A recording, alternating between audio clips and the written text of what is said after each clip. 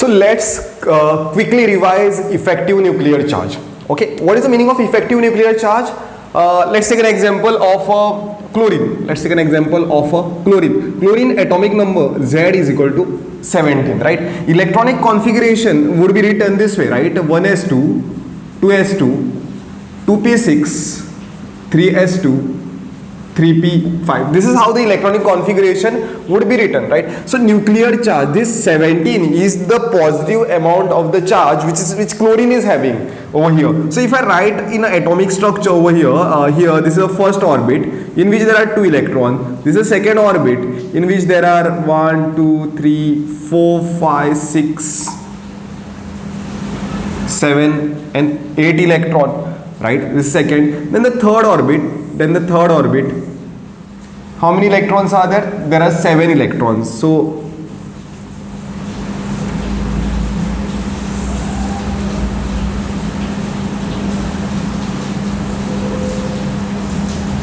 one, 2, 3, 4, 5, 6, 7, right? So this is the distribution of the electrons in the orbit. Now what does it mean? So nucleus is having a 17 amount of the positive charge, right? So it is, let's say you want to find how much charge is experienced by this electron. Okay, that is what is the effective, Z effective, that is what we call a Z effective, which will always equal to Z minus sigma. It will be always less than some sigma is the quantity that can be subtracted from the total value of a Z. Means if 17 is the total nuclear charge, Z effective will be less than that. Means the nuclear charge experienced by this electron will be less than a 17 in this case. Why? Because there are certain electrons which are there in between, they also come in between. So some of the positive charge is getting distributed among this, right? So not only this electron, some of the charge will be getting distributed among the electrons of the same shell also, right? So this is, let's say if you want to find the effective nuclear charge on this, okay, what we'll do is we'll take some example how to find the effective nuclear charge, then only it will be clear for you. So effective nuclear charge on this electron, so it is given. I'll tell you some rules and what factors. Okay, so I'll consider this shell as a n, this shell I will consider as a n, this shell I will consider n minus 1.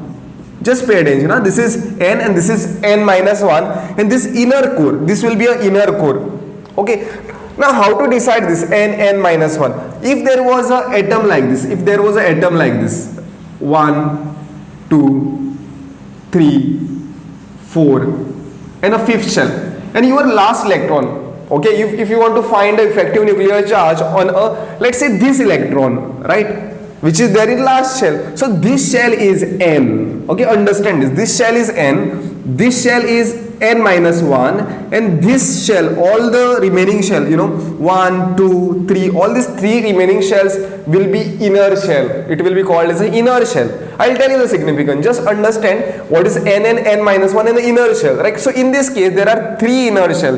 In this case there is just 1 inner shell, right? Now imagine a case that you are told to find electron effective nuclear charge on an electron which is present over here, Now your definition changes. Okay, you are not finding effective nuclear charge on this, you are finding effective nuclear charge on this. So this is n, this shell is n, then this shell is n minus 1, and these 2 will be inner shells. Okay, so now taking this idea of n minus 1 and the inner shell, will solve this problem.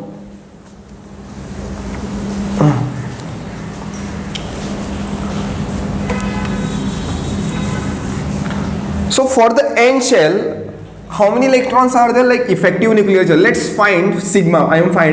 Let's find sigma for this.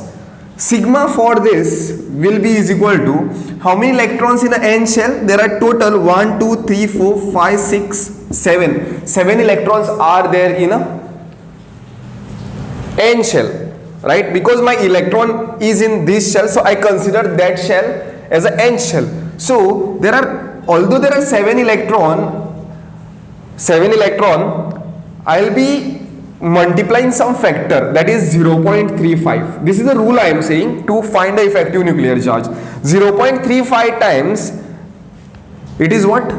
How many electron? 1, 2, 3, 4, 5, 6. You have to you don't have to include this electron on which you are finding. So 0.5 times into 6 you are doing.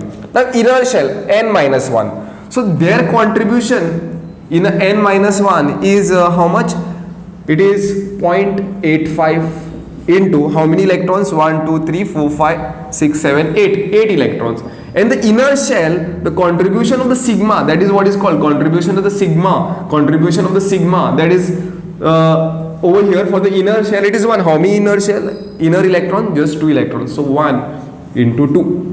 Right? So what we have to understand, for the n minus 1, for n shell, what is the contribution of sigma? 0.35 is the contribution of sigma. For n minus 1, it is 0.85. And inner core, the inner shell, it may be more than 1 also, inner shells, it will be 1. So I have considered these 2 electrons from the inner shell. Right? Understand, many students will be having, why this is 6, although there are 7 electron in the shell. See, in this shell, you are finding effective charge for this.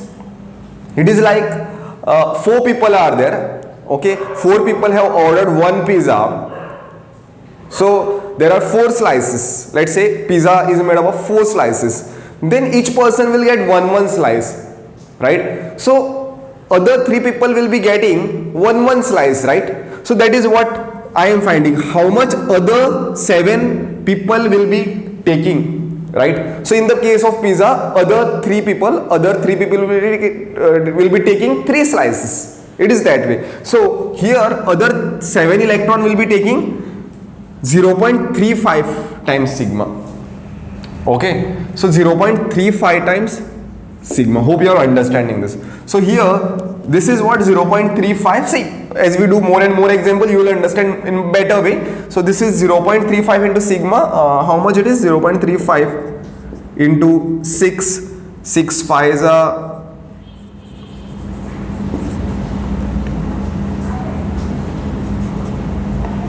so 2.10. 0.85 into 8.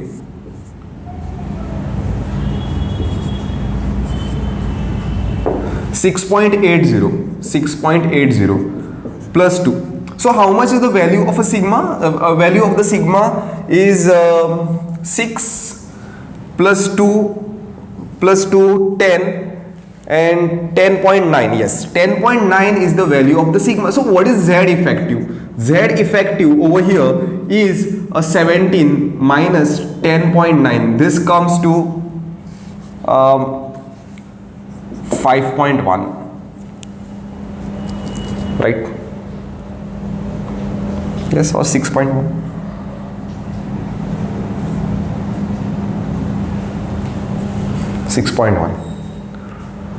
Okay, so this is the thing regarding Z effective. You can understand. See, total nuclear charge is 17. All the 17 amount of the charge is not reached to this nucleus. Only how much? 6.1 amount out of 17 is reached over there. Right? So this is done. We'll take one more example on this. Now I'll change this question slightly. I'll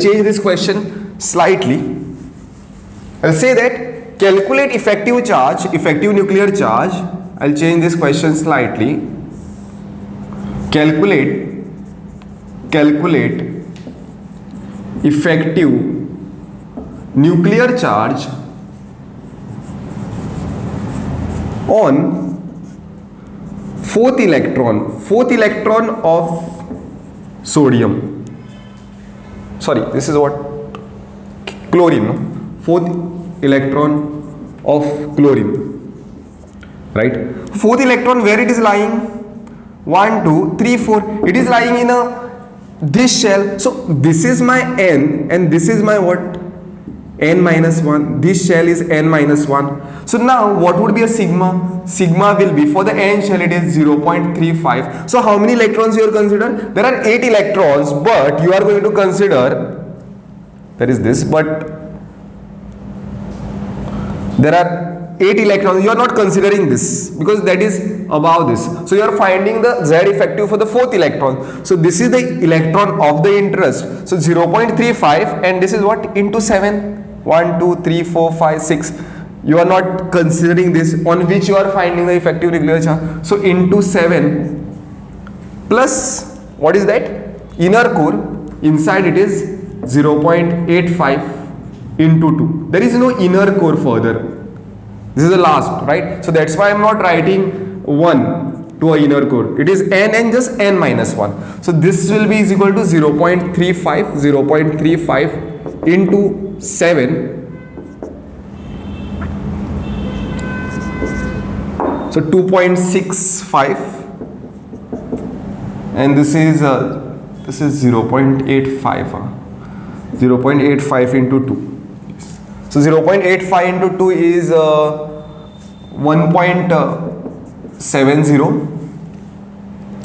right? 1.70. So how much is this? 2.65, 2.65 and 1.70 is 4.35.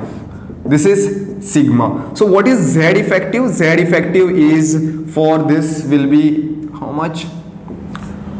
17 minus 4.35. So 17 minus 4.35 comes to 12 how much? 65. 12.65. Yes. So you can see that electron which is inside is experiencing more nuclear charge than which is outside. So what happens as we go away from the nucleus? The Z effective decreases. Okay, that's it.